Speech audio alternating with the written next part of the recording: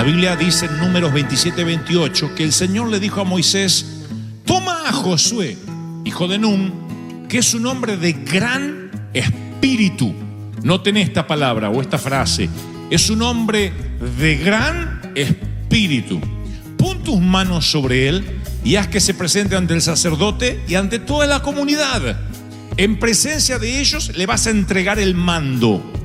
Lo investirás de algunas de tus atribuciones para que toda la comunidad de Israel le obedezca. Lo sorprendente de este traspaso de manto o de bastón presidencial al frente de Israel es que el Señor le dijo a Moisés qué era lo que calificaba a Josué delante de los ojos de Dios. Y dijo: tiene un gran espíritu. No nombra la experiencia de Josué, no nombra la hoja de vida de él, sino el espíritu que había en él. Y le instruye a Moisés a que le dé autoridad. La palabra autoridad se traduce en el hebreo 9 veces como esplendor, 6 veces como majestad y 2 veces como gloria. O sea que los líderes designados llevan cierta majestad, esplendor, cierto favor en ellos que hace que la gente los reconozca y siga su autoridad. Es un favor sobrenatural. Cuando Dios envía a una persona a hacer algo, siempre viene un manto para esa misión. Los mantos son coberturas de favor que duran mientras que estés en esa posición. O sea, Dios te llama a iniciar una empresa y tú dices algo como: es que yo siempre fui empleado, yo no sé lo que es ser cabeza y no cola, toda la vida esperé mi cheque, qué sé yo cómo llevar una contaduría, cómo emprender un negocio, no sé si voy a poder. Pero Dios te dice: yo te estoy mandando a que lo hagas. Y cuando firmas tu primer cheque como empresario y ya no como empleado, hay un manto que viene sobrenatural con habilidades para hacer aquello que pensabas que no podías hacer. Siempre ocurre eso. Hay un manto que viene sobre los presidentes cuando asumen el mando. Hay un manto que viene sobre los pastores. Cuando estábamos viviendo en Florida hace 7 años atrás, un poco más, yo decía: no tengo la capacidad para ser pastor. No sé cómo ser pastor. Yo soy evangelista toda la vida y así voy a morir de evangelista. Sé cómo funciona el evangelismo, sé hacer una cruzada, pero no sé cómo voy a hacer para ser pastor. Yo dije: no tengo la capacidad. Y no es falsa modestia, de verdad me sentía incapaz. Pero de pronto vino un manto sobrenatural al momento que el primer domingo me paré a predicar. Y ese manto me dio una carga por las almas diferente a cuando uno es evangelista. Porque cuando uno es evangelista dice cosas como: todo el mundo se va a sanar hoy, todo el mundo va a ser sano, y el que no, porque le falta la fe. Y después me iba por la puerta del costado y el que no se sanaba se lo quedaba el pastor. Yo no me enteraba. Algunos se sanaban, a veces una gran mayoría, pero alguien frustrado con silla de ruedas se regresaba a su casa y yo no lo volví a ver. Cuando uno es pastor, tiene que aprender que hay una soberanía por encima de lo que nosotros decimos, que Dios hace lo que quiere, cuando quiere y porque quiere. Y entonces he aprendido que aquí tenemos un sitio para handicap, para gente con capacidades especiales, que a veces Dios sana y eso no tiene que ver con la falta de fe. A veces Dios no sana y no tiene que ver con que hizo algo malo, tiene que ver con la vida propia. Así que me ha tocado orar por milagros y celebrarlos, y me ha tocado oficiar funerales. Me ha tocado consolar a una mami que vio partir a su hijo de 18 o 20 años. Me ha tocado consolar a personas grandes que vieron partir a sus papis, y eso lo he vivido como pastor. Yo pensé que no tenía esa capacidad, pero cuando Dios nos dice que nos trae a este sitio, viene un manto sobre nosotros que creo que ese manto es una cobertura para hacer la tarea. Cuando me toque partir, ese manto supongo que se irá de mí. Yo seguiré siendo evangelista si así Dios lo permite. A lo mejor ese manto queda conmigo por siempre si Él me quiere como pastor por siempre. Pero es algo sobrenatural que viene sobre nosotros que está con la misión. Es diferente a los dones y al llamado. Cuando Josué está peleando en el valle de Amalek, es Moisés el que levanta las manos allí arriba y él tiene la victoria junto con el pueblo. Pero cuando Moisés bajaba los brazos, el enemigo prevalecía contra Israel, porque Josué dependía del manto de Moisés, no tenía todavía su propio manto. Hay un momento donde nosotros dependemos del manto del ungido. Ese ungido trae una bendición colectiva. José era un hombre que llega a Egipto y estaba ungido para transformar una nación, al punto tal que el faraón dice: ¿a quién otro voy a poner para administrar los graneros que no sea este hombre que está lleno de Dios, que tiene al Dios vivo? Y esa bendición que reposa sobre José colectivamente viene sobre toda la nación, sobre el mundo conocido de la época. Entonces los israelitas viven un tiempo de prosperidad, y aún los egipcios, no porque ellos lo merecían, sino porque José lo merecía. Entonces, cuando uno está bajo el manto de un líder, hereda también sus bendiciones, hereda su unción. Cuando uno está bajo ese manto, dice: yo voy a heredar. Cuando la iglesia vive un avivamiento, todas tus cosas empiezan a ir bien. Cuando la iglesia vive una prosperidad, todas tus cosas personales viven prosperidad. Tienes que atrapar la bendición. Así como Dios hoy nos lleva a casa, dile: Señor, yo quiero esta unción para dejar de rentar. Yo quiero esta unción para dejar de vivir de prestado. Quiero esta unción para poder tener mi propia movilidad. Así como has bendecido colectivamente a la iglesia por estar bajo el paraguas de la unción, yo quiero todo lo que Dios tenga para este 2015. ¿Cuántos lo creen? Todo lo que Dios tenga es una bendición colectiva. Y cuando uno está bajo esa bendición colectiva, uno recibe toda la bendición. Porque lo que ocurre con la iglesia ocurre con su pueblo. Lo que ocurre colectivamente ocurre de manera singular. ¿Lo reciben, sí o no? Va a ocurrir. Y predicaba hace bastante tiempo atrás, aproximadamente casi un año, la diferencia entre el estanque de Betesda y el río de Ezequiel. La Biblia menciona en Juan que había un estanque en Betesda, en Jerusalén, que tenía 5 pórticos diferentes. Y el testigo ocular, el evangelista que cuenta la historia, dice: había 5 puertas donde la gente llegaba por esas puertas y venía al estanque. El estanque de agua, obviamente, de tanto en tanto se creía, no hay ciencia cierta si esto ocurría o no, quizás se supone que fuera un mito, de tanto en tanto las aguas se movían por un ángel. Y el que se apuraba a meterse en el estanque y tocar esas aguas movidas por un ángel era sanado. De tanto en tanto. Entonces la gente hacía filas y filas y filas y filas. Si acá ningún ángel mueve las aguas y hay fila, imagínense si hubiera un estanque. Estaría la gente diciendo: yo primero. Esa era una pelea cuando eso se movía tal vez por una brisa, por alguna corriente interna de agua, no sé. No hay registro de que la gente se sanaba. Dice que se creía, se suponía que eso ocurría. Pero hay 5 pórticos que representan los 5 ministerios. Una vez oí, porque a veces le decimos: ¿cuáles son los ministerios de la iglesia? Una vez oí que uno puede recordar los ministerios con los dedos de la mano, porque aquí están los 5 ministerios. Acuérdense siempre, este dedo gordo tipifica el apóstol, porque el apóstol puede tener cualquier ministerio. ¿Ven que este es el único dedo que con este puedo tocar el resto? Entre los otros es difícil tocarse porque parece que tiene artritis. Pero con el dedo gordo ustedes pueden tocar el resto. El apóstol está capacitado para estar en todos los ministerios. Ha estado en todos y tiene la capacidad de ser maestro, de ser profeta, de ser evangelista, de ser pastor. El dedo, este índice, es el que tipifica el profeta, el que dice: esto dice Jehová. Siempre el profeta está diciendo: esto dice Jehová. Hay 3 dedos que lo señalan a él, pero no importa, hay uno que señala para allá. Después está el dedo más alto. El dedo más alto es el evangelista, porque el evangelista es el ministerio más visible. Siempre el evangelista es el más llamativo. Yo lo sé porque he sido evangelista y lo soy.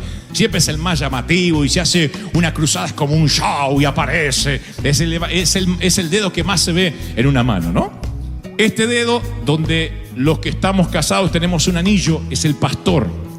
Porque los pastores tienen un compromiso. Es el único ministerio que Dios nos demandará, no solo por nuestra vida, sino por las ovejas que nos encargó. Hasta que yo era evangelista, yo no respondía por nadie. Ahora, dice: ¿qué pasó con las ovejas que te entregué? Es un compromiso. Y este dedo chiquito es el maestro, el que descubre cosas que no sabíamos, pero él llega a lugares que otros no llegan. No explico más. Así que Los 5. Si cuando esté así, sí, me estoy rascando con el maestro, dice. Los 5 ministerios tipifican las 5 puertas, las 5 maneras de llegar al estanque. Pero en ese estanque se movía de tanto en tanto el agua. Así funciona la iglesia, o así funcionó la iglesia hasta el día de hoy. Un tipo de gobierno donde la gente llega para que de tanto en tanto algo pase. Ustedes pregunten a cualquier congregación le digan algo así como: ¿cómo estuvo el servicio el domingo? Le van a decir: este no es tan bueno, el de Easter estuvo lindo, el de Navidad también porque cantaron los chiquitos. Es como que a veces de tanto en tanto tienen algún servicio que el agua se movió. ¿Y hay milagros? Sí, a veces sí. Tuvimos una temporada de visitación. Fíjense qué falacia decir eso, porque si el Señor tiene que visitar su propia casa, estamos en problema. Si tú tienes que decir: a veces mi marido me visita, es porque hay un problema en tu casa. Sin embargo decimos: el Señor nos visitó. ¿Cómo que nos visitó? Nosotros tenemos que lograr que haya una atmósfera donde no sea una visita, sino que Él habite, desde el primer coro, habite en medio de su pueblo y levante trono en el campamento. ¿Sí o no? De otro modo, ¿qué pasa? De vez en cuando el Espíritu Santo nos visita. Yo tenía un pastor alemán, un hombre adulto que ya está en la presencia del Señor, que lo más lindo que nos podía pasar es que él se fuera de viaje. Lo amábamos, pero nos aburríamos de su prédica. Siempre era lo mismo y hablaba así. Y cuando venía cualquier evangelista, cualquier profeta, era un refrigerio para nosotros. Decíamos: che, me parece que hay una cara rara. ¿Quién? Ahí en el primer asiento hay un predicador. Entonces era un culto diferente. Qué lindo que no predicó el pastor, decíamos, porque el pastor siempre era lo mismo. Y a veces había un evangelista que venía 2 domingos seguidos y orábamos que se quedara. Pero pasaba el pastor y decía: el domingo que viene, comida casera. Comida casera significaba, estaba diciendo que lo demás era comida chatarra, era pizza. Él venía la buena comida, ¿no?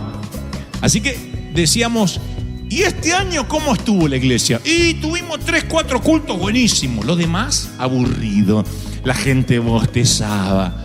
Generalmente las iglesias funcionan así: un estanque donde de tanto en tanto las aguas se mueven. Porque viene un profeta, porque hacen un congreso, porque viene un invitado, porque viene fulanito a tocar el teclado, porque menganito viene a vender sus discos. Entonces, ¿quién viene hoy? Hoy fulanito de tal que está de moda. El agua se mueve un poquito. Y mientras no, nos visitó el Espíritu Santo. Mi pregunta es: ¿y el resto de los días quién los visitó? Porque si el Espíritu Santo te visitó un domingo, ¿quién te visitó el domingo siguiente? No, nadie. Entonces habremos perdido el tiempo. Cuando los Estados Unidos redactan su constitución nacional, este país se transforma en una república constitucional. Y lo hace para de algún modo limitar las atribuciones del presidente. Porque Estados Unidos conocía la historia británica, donde había un rey, un monarca, que el monarca hacía y deshacía. Y los norteamericanos dijeron: si vamos a tener una constitución, una república, que sea un presidente que no tenga todo el poder concentrado en su firma, sino que haya un Senado, que cuando él quiera promover una ley tenga que someterla al Senado. De allí es que los presidentes tratan de que la mayoría del Senado sea de su partido político. Si hay mucha oposición, no puede casi hacer nada porque el presidente está muy limitado. Pero también pensaron los anglos, los norteamericanos: ¿qué pasaría si Estados Unidos estuviese bajo fuego? Si hubiese un ataque terrorista como fue el fatídico 9/11. Y entonces hay una enmienda en la Constitución Nacional de este país que dice que en esos casos se puede declarar la ley marcial. La ley marcial transforma a la Constitución o a la República en un gobierno militar. Es automático. Ante una guerra, apenas el primer avión colapsó contra la primer torre de Manhattan, inmediatamente este país se transformó en un gobierno militar. Y George Bush dejó de ser un presidente electo para transformarse en comandante en jefe de las Fuerzas Armadas. Ese cambio ocurre porque se transforma en un país que está en guerra. Y cuando ya no es presidente, sino que es comandante en jefe de las Fuerzas Armadas, Y si ha dictaminado la ley marcial, significa que el presidente puede hacer y deshacer sin tener que someter lo que quiere hacer bajo el Senado, porque no hay tiempo. No puede decir atacamos o no atacamos, y tiene que reunirse el Senado, que 2 se oponen, que 3 se oponen. Es lo que pasa en los boards a veces en las iglesias. Los boards son necesarios, los comités, pero cuando esos comités después terminan impidiendo el evangelismo, cuando yo he estado en board donde hay que votar para ver si se compra papel higiénico o no. Entonces cuando uno de pronto se ve limitado en esas cosas, se da cuenta que como líder tienes que saber en qué tiempo y qué temporada estás viviendo. Papi, mami, hay momentos en tu familia que puedes decir en la mesa: hijos, ¿qué hacemos? ¿Quieren mudarse? Papá está teniendo problemas con el trabajo, con el empleo, y nos está costando mantener esta casa. ¿Estamos de acuerdo en ajustarnos un poco e irnos a un apartamento más chiquito hasta que la marea baje? Hay momentos para ser una familia constitucional, pero hay momentos en que tienes que tomar decisiones bajo ley marcial. Hijos, nos mudamos. No quiero, yo acá tengo mis amigos. Nos mudamos. Si no sabes la diferencia, va a tener un grave problema. Conozco a mamás que no pueden decidir nada porque la nena de 14 dice no me apoya. Tiene 14 la mocosa. Me han dicho, es que mi hija no me apoya en lo que voy a hacer, pero mami, toma una decisión.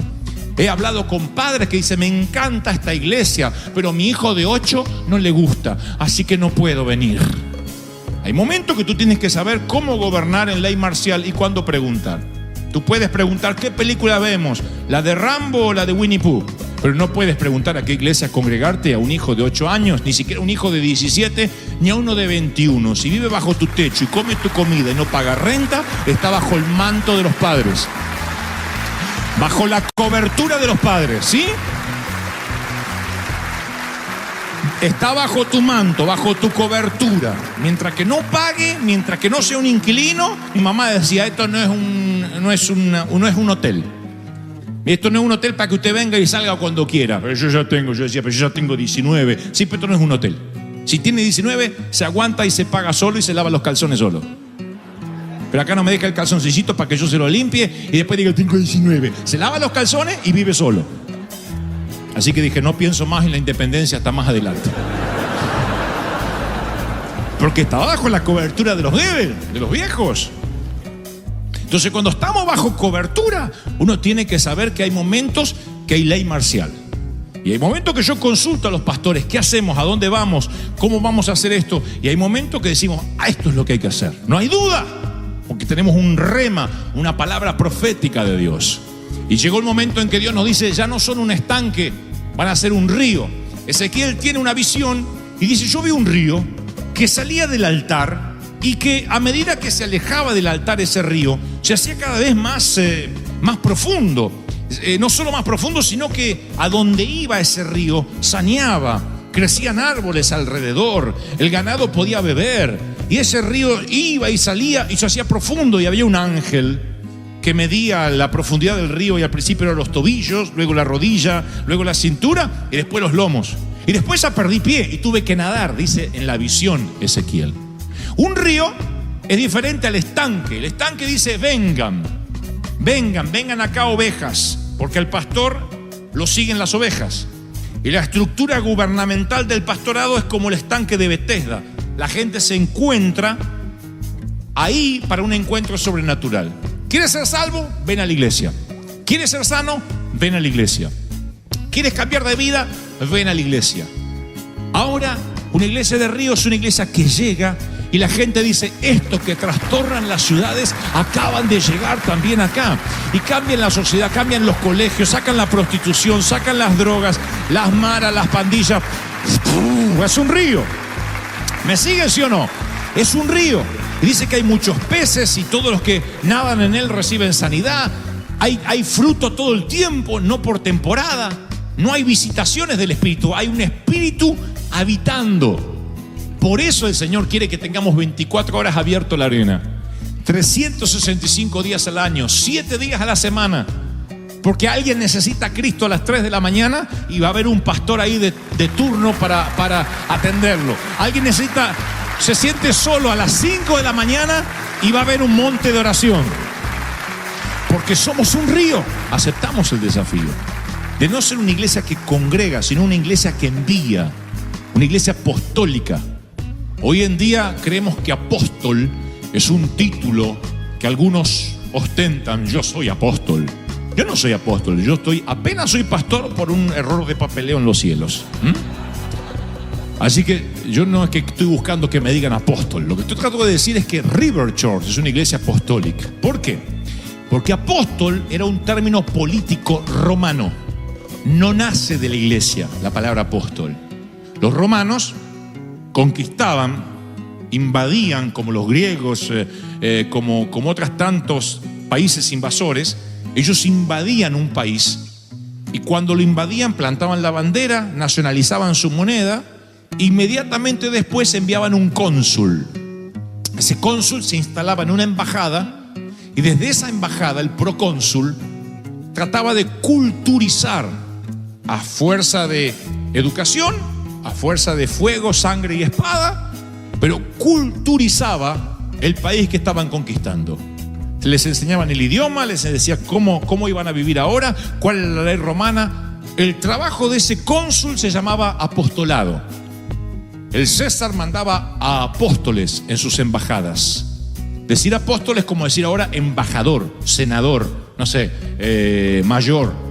Era un término político. Cuando Jesús comisiona a los suyos, dice, y ustedes serán mis apóstoles. Los comisiona como apóstoles, como discípulos, pero apóstoles. ¿Por qué? Porque cuando ellos reciben esa comisión entienden exactamente qué tenían que hacer. No los nombró sacerdotes, no los nombró levitas, no les dijo ustedes serán pastores, les dijo serán apóstoles. Y ellos entendieron, wow, tenemos la misma tarea que los romanos. Nada más que a donde pisemos vamos a llevar la cultura del reino.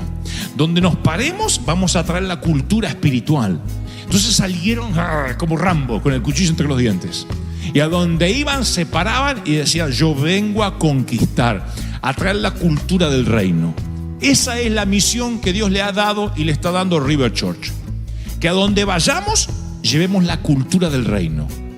Ya hace un año Dios dijo, dejen de ser un día de favor, dejen de depender del maná diario. Ya no son Favor Day, ahora son río, un river, algo que inunda la ciudad. Algo que sale y se hace cada vez más profundo. ¿Lo creen? ¿Sí o no? ¡Aleluya! Somos un río, ¿sí o no? Y si esa visión está en nuestro ADN, si en nuestro ADN está la visión de decir somos un río poderoso, fuerte, que avanzamos, vamos por las almas, todo pasa a segundo plano. Todo pasa a segundo plano.